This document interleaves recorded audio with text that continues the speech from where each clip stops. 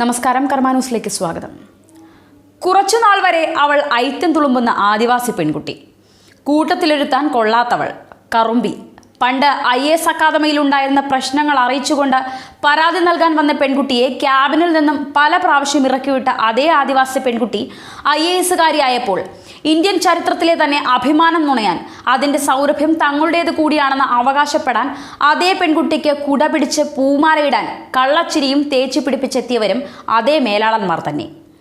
ആദിവാസികൾക്ക് വേണ്ടി, അവരുടെ അവകാശ സംരക്ഷണത്തിന് വേണ്ടി അവർ വിശ്വാസപൂർവ്വം വോട്ട് ചെയ്ത് വിജയിപ്പിച്ച SC/ST മന്ത്രിമാരുടെയും മറ്റ് അവസരവാദികളായ മന്ത്രിമാരുടെയും കപടമുഖം പൊളിച്ചടുക്കി വന്നിരിക്കുകയാണ് മാധ്യമപ്രവർത്തക.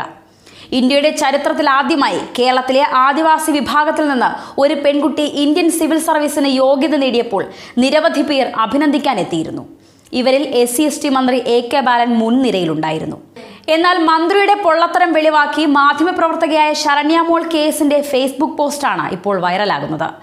ശരണ്യ മോളുടെ ഫേസ്ബുക്ക് പോസ്റ്റ് ഇങ്ങനെയാണ്: സർ, നിങ്ങൾ ക്യാബിനിൽ നിന്നും പലതവണ ഇറക്കിവിട്ട ശ്രീധന്യയ്ക്ക് ഇപ്പോൾ IAS കിട്ടിയെങ്കിൽ ആ കുട്ടി മരണമാസാണ്.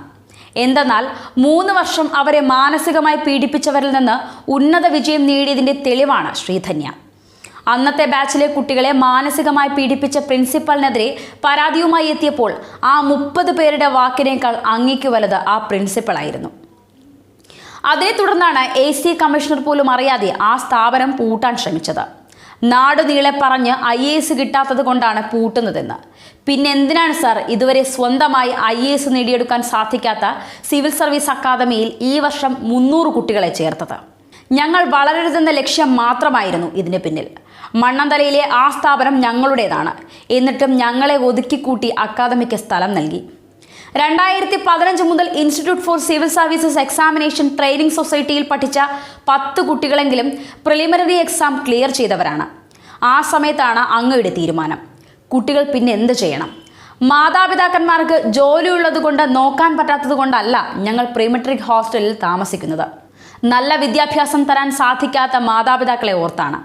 അവിടെയും കൊടിയ പീഡനങ്ങൾ മാത്രമായിരുന്നു. 2016 ബാച്ചിലെ കുട്ടികൾ സ്ഥാപനം പൂട്ടുന്നതുമായി ബന്ധപ്പെട്ട എത്ര ചാനലുകാരാണ്, എത്ര രാഷ്ട്രീയക്കാരാണ്, എത്ര സംഘടനകളെയാണ് സമീപിച്ചത്? നിരവധി പേർ സഹായ വാഗ്ദാനം ചെയ്തുവെങ്കിലും എല്ലാവരും വഴിയിൽ ഉപേക്ഷിച്ചതുപോലെ ആ കുട്ടികളെ പിന്തള്ളി. അവർ അന്ന് അവർക്ക് വേണ്ടി മാത്രമല്ല രംഗത്ത് വന്നത്, വരും തലമുറയിലെ ഞങ്ങളുടെ പരമ്പരയെ കൂടി ഓർത്താണ്. അങ്ങയെ കാണാൻ അയ്യങ്കാളിയുടെ കൊച്ചുമകൾ എത്തിയപ്പോൾ ആരാണ് അയ്യങ്കാളി എന്ന് അന്ന് ചോദിച്ചത് ഈ അവസരത്തിൽ ഞാൻ ഓർമ്മിപ്പിക്കുകയാണ്. എന്തെന്നാൽ പിന്നീട് നിങ്ങൾ ഉൾപ്പെടുന്ന സർക്കാർ അയ്യങ്കാളിയും അംബേദ്കറും ഉയർത്തിപ്പിടിച്ച് ഒരു വിപ്ലവം തന്നെ ഇവിടെ സൃഷ്ടിച്ചുകൊണ്ടിരിക്കുകയാണ്. അതായത് ഞങ്ങളില്ലാതെ നിങ്ങൾക്കിവിടെ നിലനിൽക്കില്ലെന്ന് ഒരു ഉറച്ച വാദമാണ് ഉയർത്തി കാണിക്കുന്നത്. എത്ര ചവിട്ടിത്താഴ്ത്തിയാലും ഞങ്ങൾ ഉയർന്നു വരും എന്നതിനുള്ള ഒരു തെളിവാണ് ഇപ്പോൾ ശ്രീധന്യ നിങ്ങൾക്ക് മുന്നിൽ നിൽക്കുന്നത്. എന്തുകൊണ്ടാണ് നമ്മുടെ കുട്ടികൾക്ക് കിട്ടാത്തത് എന്ന് താങ്കൾ എപ്പോഴെങ്കിലും ചിന്തിച്ചിട്ടുണ്ടോ? എത്രയോ തവണ അവർ തന്നെ ആവശ്യപ്പെട്ടിട്ടും നിങ്ങൾ നല്ല ടീച്ചേഴ്സിനെ കൊണ്ടുവരികയോ പഠന നിലവാരം മെച്ചപ്പെടുത്തുകയോ ചെയ്തില്ല.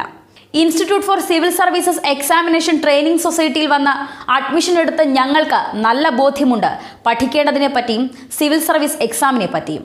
അതുകൊണ്ടാണ് നിങ്ങൾ തരുന്നത് തൊണ്ട തൊടാതെ വിഴുങ്ങാതെയും അതിനെതിരെ ഒച്ച ഉയർത്തിയതും.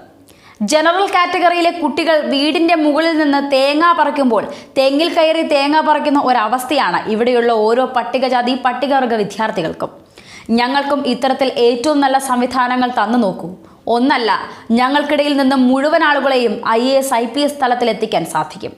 സിവിൽ സർവീസ് പരീക്ഷയിൽ റാങ്ക് നേടിയ ശ്രീധന്യയെ അങ്ങ് പ്രശംസിച്ചോളൂ.